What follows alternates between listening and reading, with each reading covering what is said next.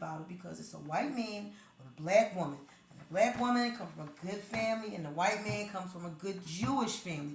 So when y'all watch the movie, it's going to be so many feelings involved because, you know, we all got this thing with this whole biracial relationship thing.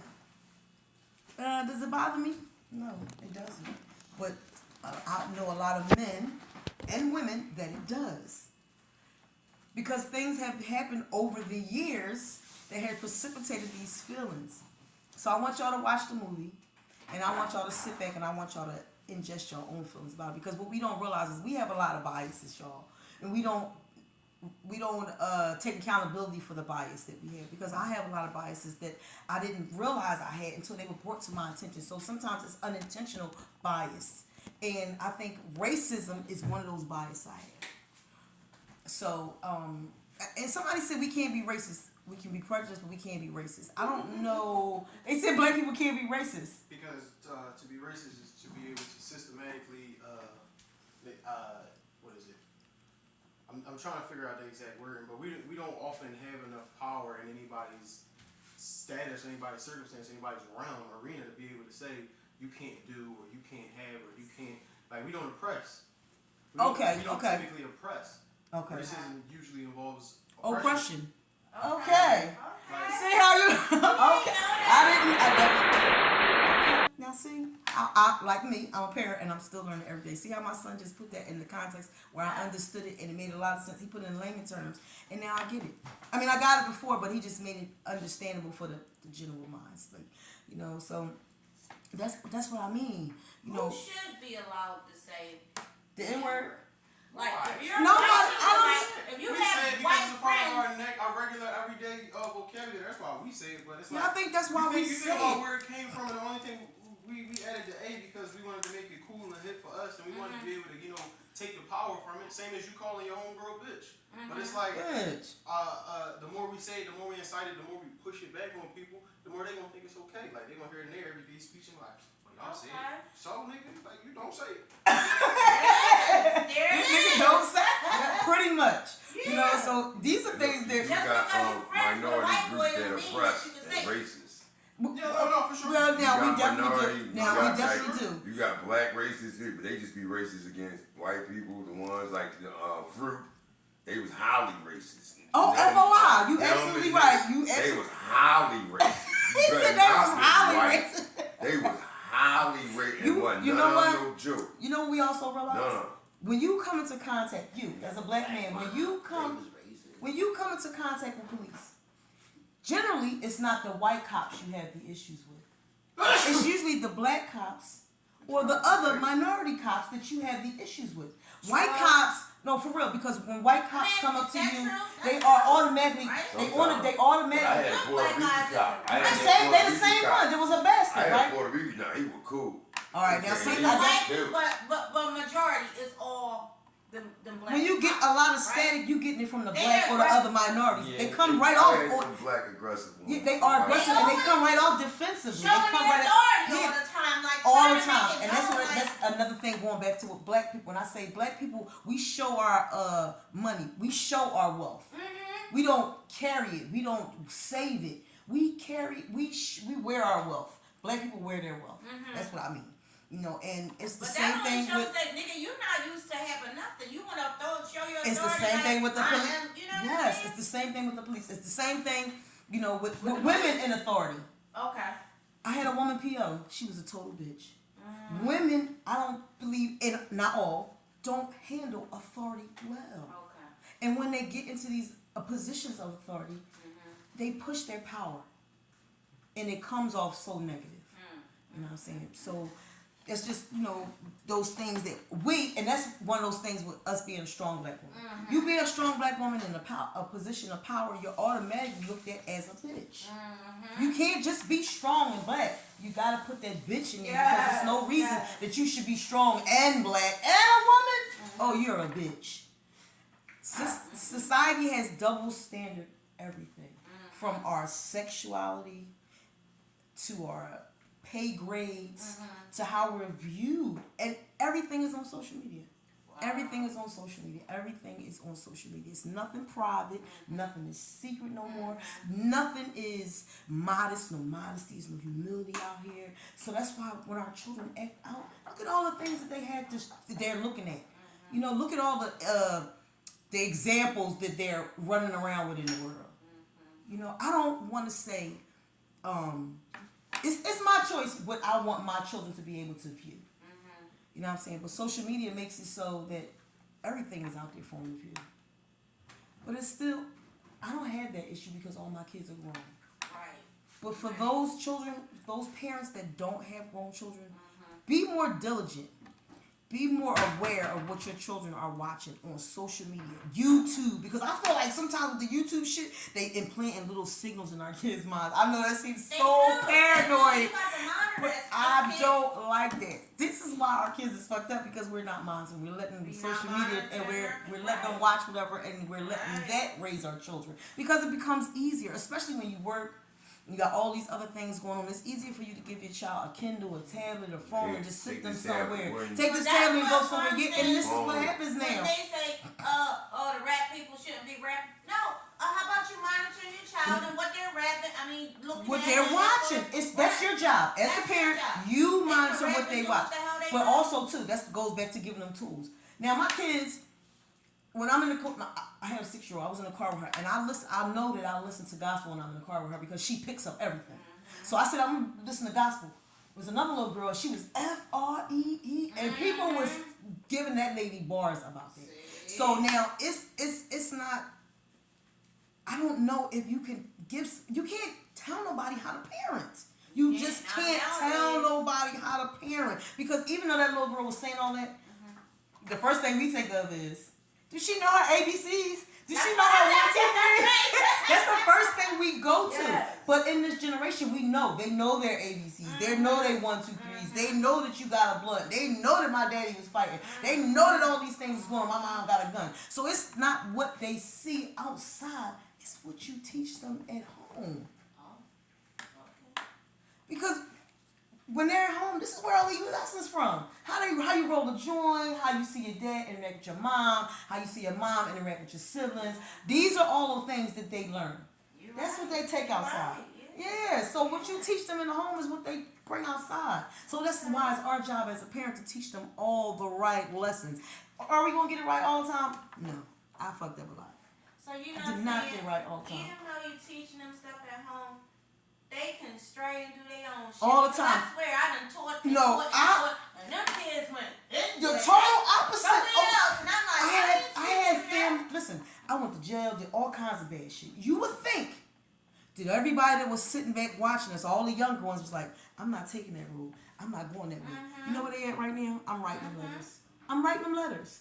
So they didn't learn anything. They didn't take heed to all of this. They still got their own mind. You can give them the tools. You can take them to that pond, but you cannot make them drink. You cannot make them follow. You cannot make them listen. It's your job to do your job. You can give them all the tools. You can teach them and teach them and teach them and keep telling them and telling them and telling them. It's up to them. That's it. So, parenting sucks. And it's a very thankless job. And it never stops. And no matter how grown your kids is, and you want to know that you did the right thing. I keep telling Mr. Kyle, it don't matter how old your kids, you never stop being a mom. It never stops. But you know what? You know why men don't? You know why it's different? Men don't have that opportunity. They don't have. But I'm a mom. I gotta continue to be a mom. Yeah, I don't get a chance to just get up and leave. And I'm not gonna stop. You know what I'm saying? It Right. doesn't matter I how like old that they are. opportunity now. Listen, it was these men on social media, and I do not listen. Social media, My you thing can is be certain things anything. you're not gonna do. You do the wrong thing as my kid, I'll be ready to chop your head off. But see, that's how we were I'm brought not up. gonna do the wrong thing. I'm not gonna accept the wrong thing. You're can't not go going to so accept. far. But see, that's You look how long. gotta have respect and boundaries. Yeah, but now they don't, because that's how I was brought up, respect and boundaries. Now I'm Jonathan teaching is 29 years Now I'm old. teaching He you. got respect and boundaries, but there's things That's what I very taught watch. him. They show how to respect mom and dad. Yes, but these are life lessons. These are lessons that you have to teach your children, and we were falling behind in it. They are falling behind. Mom and dad. I'm like that. I'm on now. Now that's like the Fine, conversation fine, we had about fine. smoking Yeah, weed with your yeah, kids. yeah. If my kids is grown, yes, I'm smoking some weed. It sets a different tone when you smoke weed with your children. It does. Okay. You know, and everybody's relationship is not the same with their children. Right. Everybody does not. Everybody don't feel like you can be friends with your kids. That's what they always say. You I can't am be friends with my your kids, but it's You can't be boundaries. friends. You can be friends. You can be friends, but you have to. It has to be boundaries, Exactly. and it also has to be respect. Yeah. And like I said before, the dynamics between female children and male children are It's totally different. different. Yeah. I don't care what nobody says. The male child is totally different to the mother. Now he might be a different way with the father. I haven't experienced that, but the male child is totally different than the female child to the mother. The respect level is totally different. You know, the male is more respectful. The male is more sympathetic. The male is more he's more empathetic. He's different than a female. A female is very aggressive with the mother. Right. She is. All of them. And I know, and I ain't seen every mother relationship with their daughters, but I just know. Yeah. All right. Yeah, you know, I learned respect when I was a teenager. All my friends was always nothing to me, my mother and my father. Don't let me do nothing wrong, because they all, yeah, that's my son. That's my, you know what I'm saying? Okay, that's my We son. had So I old heads. accept that. But But when I we come had around, old they like, heads. oh man, what you do? Oh man, you, they'll be, oh man, you, what you do to them? Don't you know that shit? What is wrong? Man, they will beat on you. You better not. See how it is, but that was okay. They Now taught- you can't do they that. taught- But now you can't do that. That's what I mean You know with a what I'm village. saying? It's As a not a teenager, village no so- more. No more village. You do that Yeah, now, 'cause you niggas outside, ready they to come was outside and teaching. chop your head They off. was teaching when you went outside. Girl, in And the that gas thing had station. nothing else to do with before crack. Yup. You know what I'm saying? Listen, It had that's nothing what I else to said. Do you know but that? teach the young people. Teach the kids. You know what I'm So saying? They now, wasn't really when I was worried coming up, about listen, money. either your They- parents you was at had- work and you had your siblings, or they was getting high and you had your siblings. So either way, I still had somebody to take care of. And I grew up and I learned these lessons. You know what I'm saying? But the dynamics changed and they wasn't taught nothing, so they don't know anything and they can't teach nobody anything. So then the cycle is still there.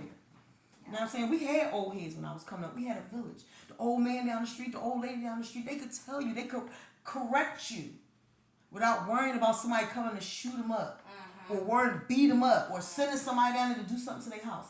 It's not like that. Times have changed. We don't have no respect for the old heads. And I wonder if sometimes, is it the old heads trying to fit in? They trying to be these, they trying to be their friends now, they trying to be cool with them.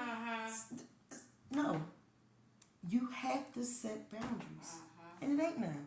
It ain't no boundaries. None. They'll talk to you like they'll talk to a nigga in the street. Okay. They don't have no respect. And I'm from the old school and I want to grip a kid up. Or I'm going to say, don't talk to her like that, or you don't do that. But you can't do that. Nope. When I was coming up to do that. 911. 911, you have to call them because they be done came to your house. Okay. Yeah. Dynamics have changed. You can't even Rules beat your have kids now that they know the number Ooh. 911. Okay, you can't do none of that. If you see how that changed, yo, listen, we used to be so scared of DHS. Now the kids like, I'm calling DHS on you. Yeah. Call them, because when they come, I'll pack your shit up and then you gonna go with it. And don't try that coming back shit, because you had your opportunity. But see how the dynamics changed? We were scared of DHS. Yeah. These kids is calling on us now. They are no longer scared. They is for the people. They is for the people. See how the dynamics change? These kids don't respect you. They spoiled, they ungrateful, and they are entitled. Yeah. There you go. Spoiled, grateful, entitled. Spoiled, grateful, entitled. We created these monsters. What are we going to do now with these monsters? Because they're all over there infested the world. They're all over the place. And you know what happened? We went through so much. And we carried that guilt with us. And we said, I'm not going to do to my kids what happened to me. But, Those century cords and all that, yeah. but look at me. I'm good. I am good. I got my ass beat. Yeah. I had rules. I got punished. All them things. I didn't talk back. None of that. And I'm fine. I know my place. But we did say that we're not going to do what our parents done to us to our kids. We said that, but We said that. but I think we fucked them up. And I think also I as might mothers, I be think we my fucked our kids. sons up too. Because we coddle them. We coddle our sons. We do. You know why we coddle them? Because half the time it's not no man in the house. So we hold on to our sons and we keep them. We think we keeping them safe, and we creating a bunch of little crybaby ass niggas. We probably did. We did. We created a bunch of crybaby ass niggas. And now all of us listening to Ride Wave. Everything is so hard. Oh my God. Oh my God. Run to your mama so motherfucking bad. I'm looking at them like, He this hates shit it. is He fucking hates it crazy. You know what I'm saying? I don't do that. No, I was a latchkey kid. Yeah, but I had a when we key when grew I up, was 8. My Yeah. parents, everything. listen, we My knew how to mom cook. was never home. We knew how to cook. Yeah. We knew how to wash clothes. I know how to make cheese I know how to do toast everything. in the oven. So guess what? I know how to pull a and kerosene they never heater come up. back. I'll call you. Hey, I'm gonna send you something, alright? Okay, you see what you did. Poofing. Yeah. You ain't see me never on that motherfucking door. You got phone calls from Vegas and out of state and wherever. But see how the didn't dynamics want have to. changed? I was cool. I was on did it, myself. Yeah. What the fuck? I It started do hustling make when I a was little 16 difference, years right. old. It And make you more independent. yeah, Make you more independent. that's what it did. You know, so now these kids, we coddle them and we creating terrible kids. Yeah. It make you more respectful too, though. It does, and especially when you have to be responsible for not only yourself but somebody else. Because when my parents left out the house, they just said, "Watch your brothers and sisters and don't burn the house down. Make sure they eat." Now you gotta be like, "Can you watch your brothers and sisters till I come back? And can you make sure they eat?" No, what ass? This is what you doing when we leave. It changed. I think in 30 years, I had 3 arguments with my mom, but she won all 3 of them. She won all 3 of them. She did. See how that go? Jonathan will be the kid. He won't talk back. He will go away. He'll come back. Listen, he'll go away. Whatever we had discussed, he'll go away. He'll come back. Like, all right, Mom, I didn't like that. That bothered me. This is what it was, and then that's it. The girls, you ain't shit, and you miserable, and How you many boys you got? 2. I got 3 boys and 1 girl. And that girl took me through a ringer with a fight. My daughter's fight 35. and all that. Listen, She I don't was just understand. like, Listen, granted, I said it. I wasn't the perfect parent. I wasn't. I was 15 when I had my first daughter. So, I made a lot of mistakes in time. But I never, Niecy smoked crack. She beat me, did all this shit. I never, ever, ever talked to Niecy the way these kids talk to me. Never. It wasn't even a thought. I never thought about talking to Niecy because I liked my front teeth. You know what I'm saying? I didn't want to get beat. I thought about what I said. I didn't say it. I asked when I wanted to go outside somewhere.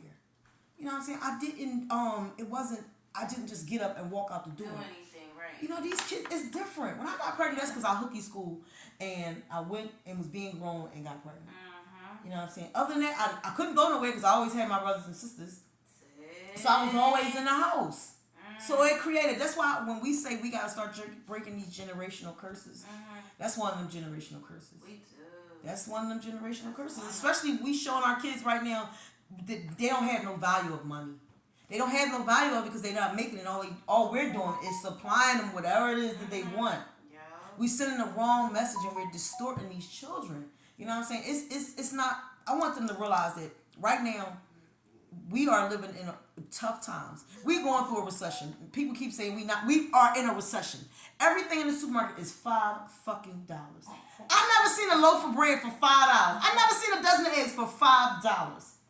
He keeps talking about them eggs. Every Listen, eggs, $5 for a dozen of eggs. We are in a recession. It is very important that we can put our resources together right now, y'all. It's very important that we save our money. It's very important that we get informed about our finances because right now it's going to get harder and harder and harder and harder for us to live out here. Us. So I want y'all to remember that. I want y'all to remember that we have to instill these values in our children. We have to instill good family. This will be cut. We have to instill good family values in our children because the ones I had, I carried over with me and I gave them to my children, and they got them. Do they always use them? No, but that's life. We have to be more vigilant, y'all, with our kids. That's all I want to say. We just have to be more vigilant with our kids because not only are we losing them out here to this world that is so ugly right now, we're losing them just because they don't know shit. You know what I'm saying? I want you. FanDuel account. Yeah, see, and you know what I realize about y'all kids? Y'all don't want no bother out of us until y'all want something or y'all need something. Other than that, you do not fuck with us. I try to have conversations. Let's go out to dinner. Let's go to happy hour. Let's have a fucking margarita at 4 o'clock in the afternoon. But they don't want that. They don't want nobody out of you until they need you. Wow. That's the truth. That's the truth. You know what I'm saying? But my sons are so different. The Wrong. girls, Yeah. and I love my daughter. I love all of my children. But my sons are so much easier than And my it's so funny because daughters. they say that son's thing like you said. Oh, you love your son. You love your son. The daughters is quick to say, "Oh, you I love choose him. He this, he that." That nigga is so respectful. It's nothing that I could say, or he comes at me respectfully. He does for me. Boys are different. Girls will buy you shit. They will. They will buy you shit because they want you to look nice, but they are nasty. They are. I never talked about mom. As unhappy as I was with my mom, I never disrespected Niecy. Not even when I was grown. I never disrespected Niecy. I never tried to fight Niecy. All that shit that's going on right now with these girls fighting their moms, the girls fighting the teachers. This is unacceptable behavior. But when is it going to stop, and when are we going to do something? Because we can always talk about it, like I said. Talking about it and talking about it and talking about it is one thing. Doing something is something totally different. It's the same thing with the number 311. Make sure y'all get on that 311, y'all. I'm telling y'all. Get on 311. My neighbors call about everything from our street lights to the shit in the middle of the street. They get on it. Like I said, the squeaky wheel gets the oil. It's the same way. Get on it. I'm telling y'all. So, Tyree Nichols was killed by 5 Memphis cops, right? Black Memphis cops, which made it so much fucking worse. Why would these black men ever kill another black man? As if they weren't cops themselves. It might have been them inside that car. Because we had that, black people had that struggle. And you know what I also realized? We struggle with each other more than we struggle with the white police officers. A black officer come up to my car, a Hispanic officer come up to my car, and they automatically come up aggressively. White people are a little bit more timid when they come to us because they don't know what to expect. But it's always the niggas and the other minorities that give us a bunch of flack when they come up to the car, and they give you all this aggression when they don't have to. For what? And now 5 black officers been killed. And you see how swift their punishment started? When George Floyd got killed, it took them forever to charge him, forever to get him death duty, forever to remove them. It took them forever. But because these 5 black dickhead ass officers in Memphis decided to kill another fucking black man, now they out of a job. And the stigma returns. Black on black crime. But it's not really. But that is something they created. But y'all making it to be so. That was the dumbest shit they could have did. I swear to God. Whatever made y'all think that was okay? Was y'all drunk? Was y'all high? I would have rather. I don't know what I would have rather if y'all did. Not that. Y'all just made it so much more worse. And then y'all in Memphis. So now, I hope that everybody is listening. Because, we tend to jump on the bandwagon for negativity. We do. All of us. Whether it's here in the city of Philadelphia or anywhere else. We jump on the bandwagon for negativity. Because when that shit happened with George Floyd, y'all tore the fucking place down. Drugstores, supermarkets, anything else that was beneficial for your community, you tore it the fuck up. So now with this killing in Memphis, I don't know how this is going to play out. But I want to say to my folks, don't tear our shit up. Don't tear our shit up because we need it. After this shit is over, we still got to go get our medicine. We still got to go buy food. We still got to go to the gas station. I want y'all to keep these things into consideration in your mind. It's the same thing with the Eagles. Y'all are so hyped for them. Keep these things that's important in the forefront of your mind. We make things that are not important so much more than what they are. We got the wrong message, y'all. We are not supporting one another. We got the wrong message. And y'all are not getting it. I want y'all to get it. We say we woke. Are y'all really woke? Be woke, y'all. Be vigilant. Be diligent. Be woke. This episode, I was good. I talked about, this episode was about family, about parenting. I'm going to be a good parent. Today, tomorrow, and any other day. And it's nothing in my kids, they're bad